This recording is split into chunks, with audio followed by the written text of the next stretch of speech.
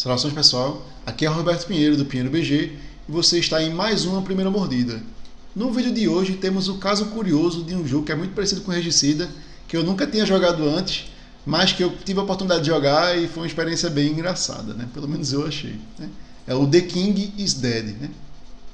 Então, para você que não sabe, né, eu sou o criador de jogos e eu criei o jogo Regicida, que é um jogo de identidade secreta, meio que inspirado em Game of Thrones e tudo mais, que cada jogador tem uma casa que ele quer que vença, mas ele não tem controle total da casa. Então os jogadores todos têm controle de todas as casas, né? Então a ideia é bem parecida com esse jogo aqui, só que ainda assim o jogo é bem diferente, certo? Então vamos ver aí do que se trata o The King is Dead. Né?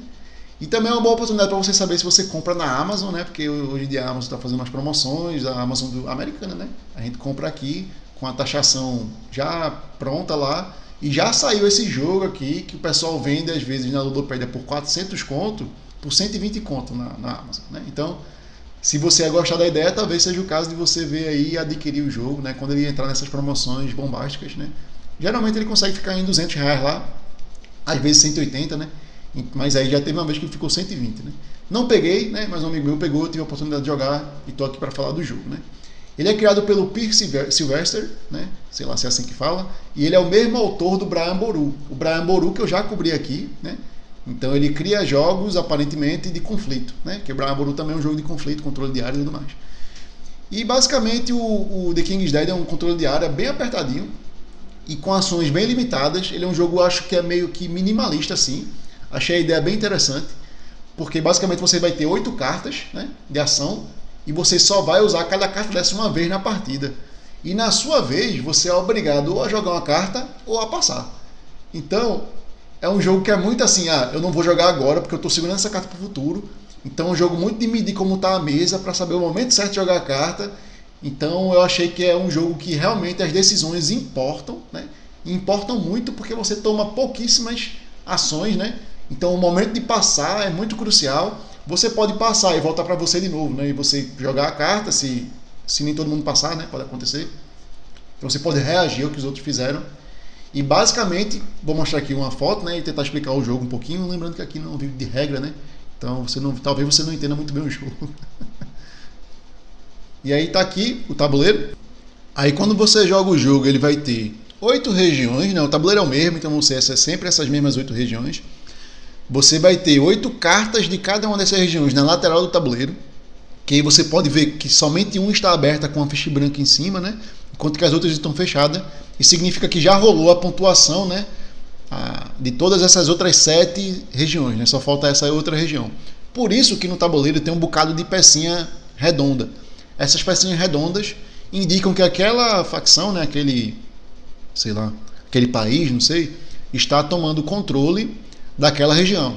E aí qual é o objetivo do jogo? É você ter a maioria dos cubinhos, então perceba que cada jogador tem vários cubinhos na sua frente, da facção que possuir a maioria dos círculos no tabuleiro.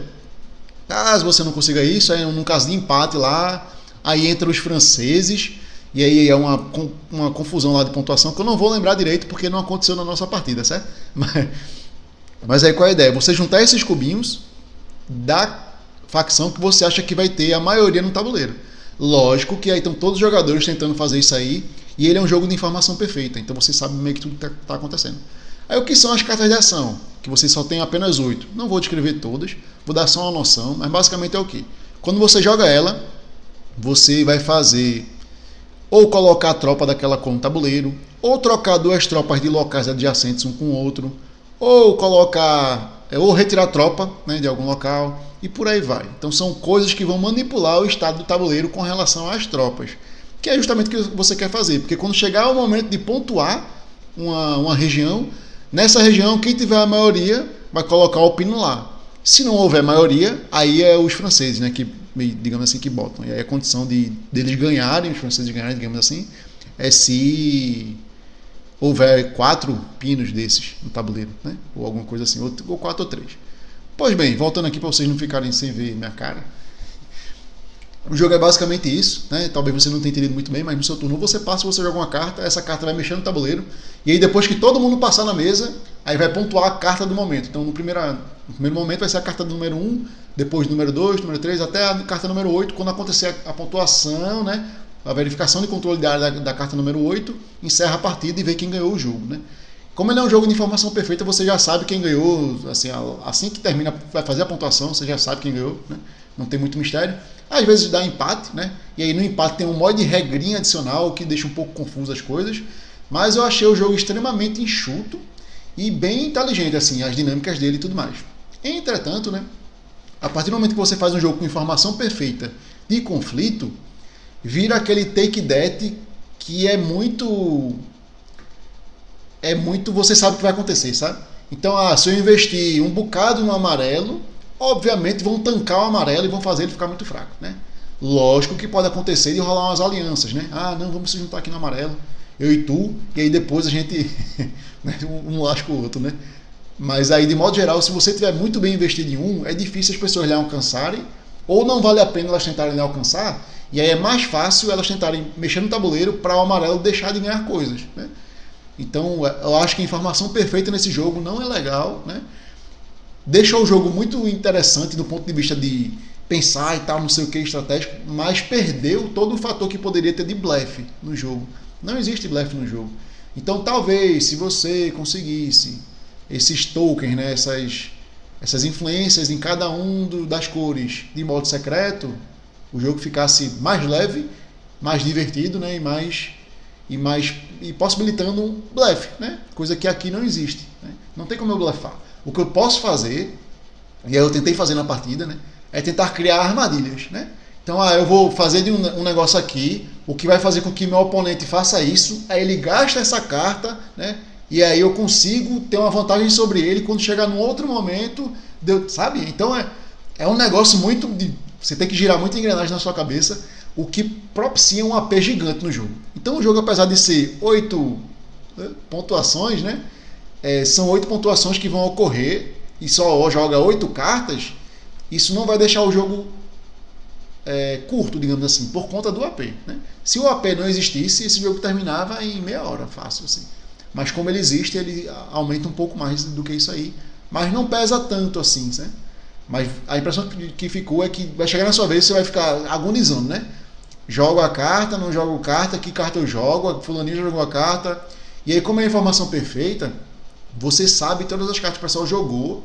Só que aí quando o cara joga a carta, ele esconde. Então entra um aspecto de memória, o que é bom e ruim ao mesmo tempo, né? É bom porque você tem a incerteza.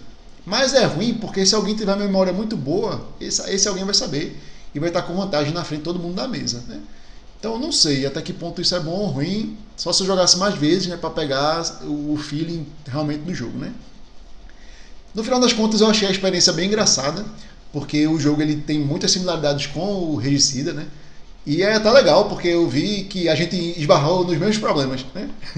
Então os dois jogos têm um sistema de desempate esquisito e complexo, né? Então todo o jogo ele é bem redondinho, no meu caso eu acho os dois bem redondinhos, até o momento que chega no desempate. Aí o desempate meio que você percebe que, eita, o cara foi fazendo o jogo e agora, como é que eu resolvo esse negócio?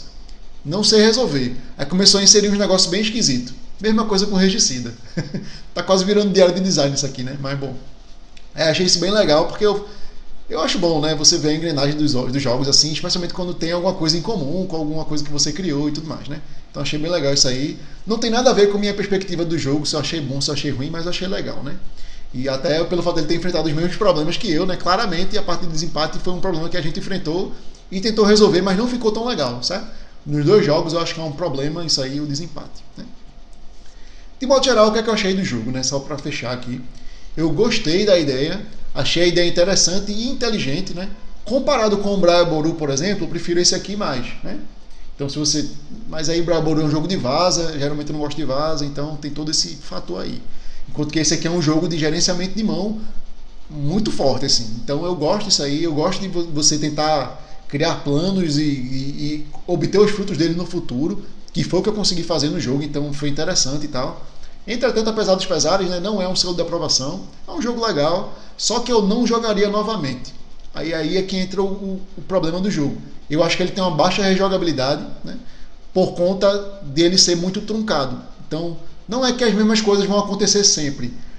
Até porque eu só joguei uma vez, eu não vi se isso acontece, né? Se as partidas vão ser todas muito parecidas. Mas você joga o jogo e ele dá meio que uma canseira, sabe? E você não tem tanta vontade de revisitar ele porque foi uma experiência tão desgastante assim. Então ele não é um jogo tão divertido, sabe? Ele é um jogo mais inteligente do que divertido. E eu acho que é aí que ele peca. Ele não conseguiu inserir tanta diversão no jogo. Pelo menos pra mim, né? Eu só joguei essa partida, foi a impressão que eu tive. Mas de modo geral, né? Eu não tenho interesse em jogar novamente, apesar de ter achado o jogo inteligente, né? Aí, se alguém me chamar e tal, não sei o que, eu jogo, não tem problema nenhum não. Até porque não é um jogo tão demorado assim, né? Então é isso. Essas aí são minhas primeiras impressões. Espero que você tenha gostado. Até a próxima. Tchau, tchau. O vídeo apresentado não explica o jogo. Caso deseje entender o jogo, o manual deverá ser consultado.